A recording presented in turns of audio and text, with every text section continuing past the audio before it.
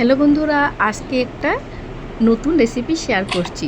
তোমরা সকলে এটা জানতেও পারো, নাও জানতে পারো। দেখো আমি কিভাবে বানাই। কুমড়োর মাঝখানের পোর্শনটা বিচি শুদ্ধ নিয়ে সেটা গ্রাইন্ডারে কাঁচা লঙ্কা আদা দিয়ে একটু ক্র্যাশ করে নিতে লাগবে।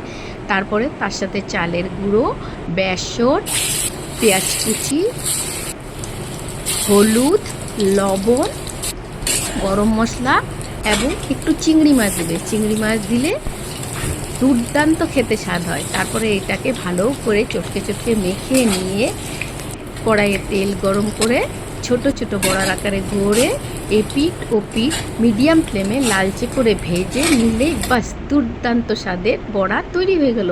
এটা তোমরা গরম ভাতের সাথে একবার বানিয়ে খেয়ে দেখতে পারো। বানিয়ে খেয়ে আমাকে কমেন্টে জানিও তোমাদের কেমন লাগে।